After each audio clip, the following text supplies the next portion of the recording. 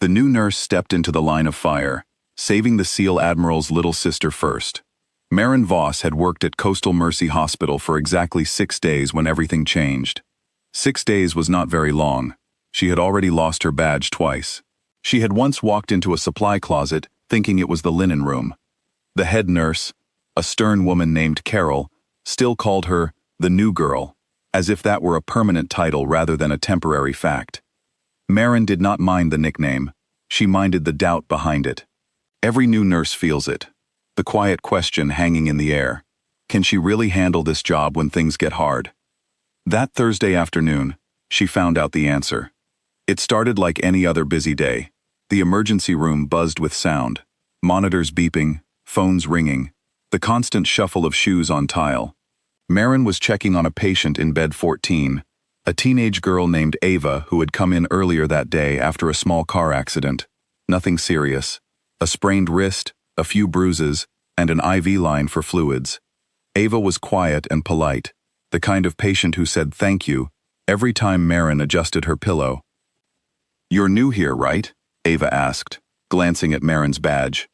6 days, Maren said, smiling, still learning where everything is. "You seem calm for someone this new." Maren laughed softly. "I'm good at looking calm. That's different from feeling calm." Ava smiled back, and for a moment, the room felt ordinary, peaceful even. Then the mood in the hallway shifted. It was subtle at first, a change in the rhythm of footsteps, a few raised voices near the entrance. Maren looked up from her clipboard just as a nurse from the front desk rushed past the doorway, her face pale. "Everyone stay where you are," a voice called from somewhere near the lobby. "We have a situation." Maren's heart began to pound. She did not know exactly what was happening, only that something was very wrong. She had trained for emergencies, codes, fires, power outages, but nothing had prepared her for the tension that filled the air in that moment. She looked at Ava, who had gone still, her eyes wide with fear. "What's going on?" Ava whispered. "I don't know yet," Maren said, keeping her voice steady even though her hands had started to tremble. "But I need you to stay calm and stay close to me, okay?" Ava nodded, gripping the edge of her hospital blanket. Through the doorway, Maren caught glimpses of chaos. People running, security guards moving quickly toward the lobby, someone shouting for everyone to get down. She realized, with a cold jolt, that there was a dangerous person somewhere in the building. The details did not matter in that instant. What mattered was the girl in front of her, and the fact that Ava could not run, not with an IV in her arm and a sprained wrist slowing her down. Maren made a decision in less than a second. She moved to the side of the bed, lowered the rail, and gently but firmly guided Ava down to the floor, positioning herself between the girl and the open doorway. It was instinct more than training, the simple, powerful urge to protect someone who could not protect herself.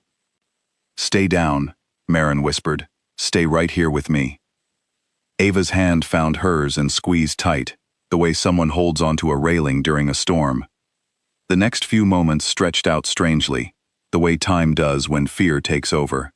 Maren heard footsteps in the hallway, sharp voices, the sound of something crashing against a wall.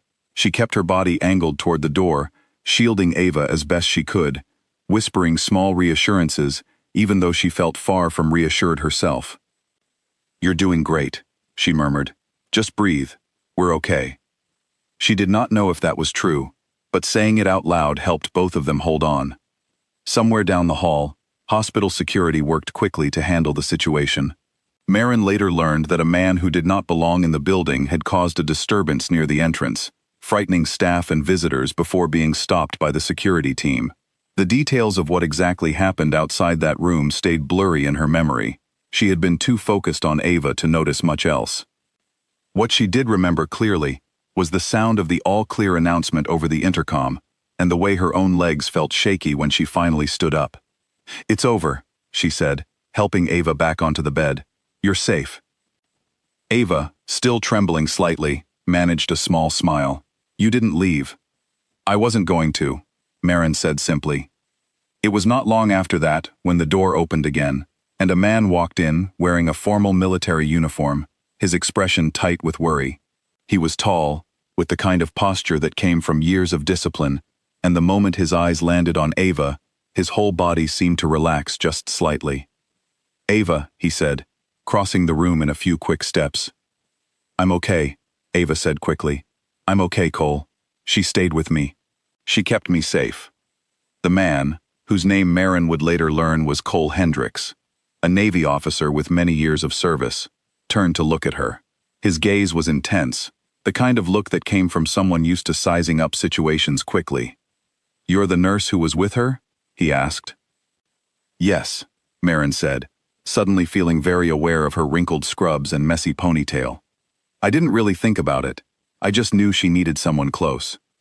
Cole studied her for a long moment, something shifting in his expression. Not quite surprise, but a kind of quiet respect. "Thank you," he said finally. "I don't think you understand what that means to me." Maren shook her head, feeling a little embarrassed by the attention. "I just did what any nurse would do." "No," Cole said firmly. "Not everyone would have done what you did." Over the next few days, word of what happened spread quietly through the hospital. Maren did not think of herself as someone who had done anything extraordinary. She had simply stayed with a scared patient during a frightening moment. But others saw it differently. Carol, the head nurse who had once seemed so skeptical of her, began treating her with a new kind of warmth.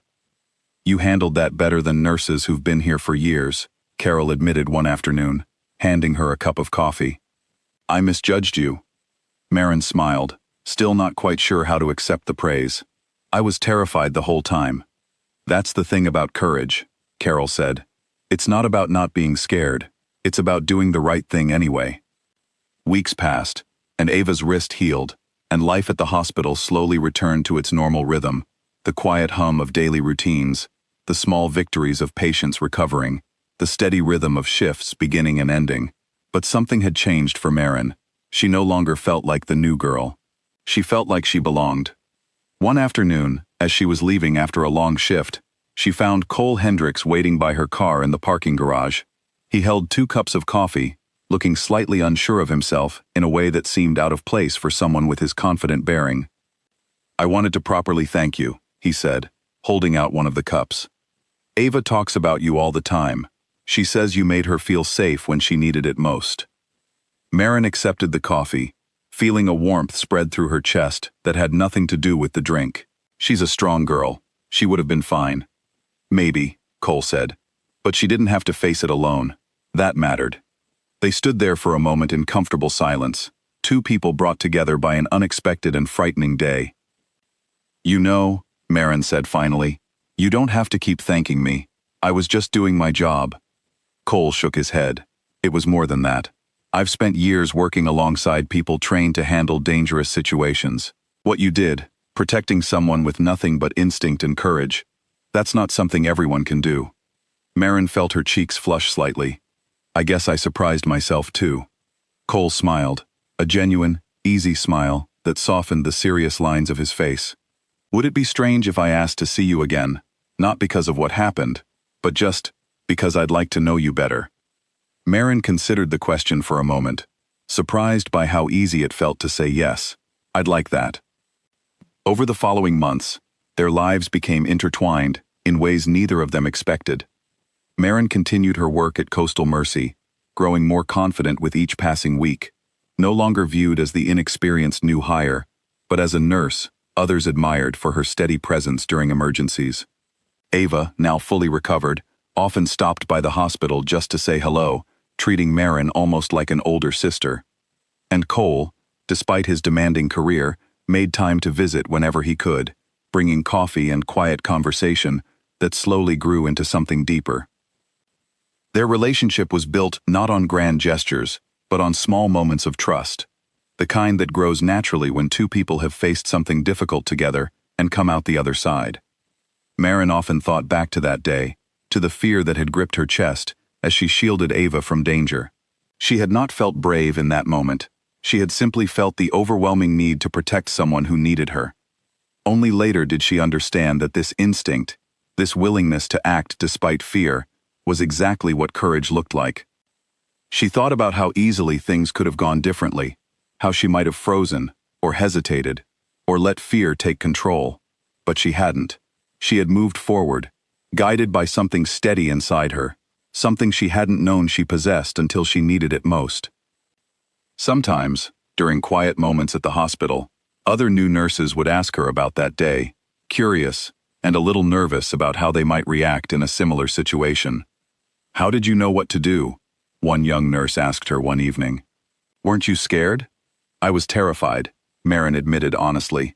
"But being scared doesn't mean you can't act. It just means the action matters more." The young nurse nodded thoughtfully, taking the words to heart. Maren realized, in that moment, that her experience had become more than just a memory. It had become a lesson she could pass on to others, a reminder that courage often shows up quietly, in ordinary people doing extraordinary things, simply because someone needed them. As for Cole and Maren, their relationship continued to grow, built on mutual respect and the quiet understanding that came from shared experience. Ava remained a bright, cheerful presence in both their lives, often teasing her brother about how long it took him to ask Maren out properly.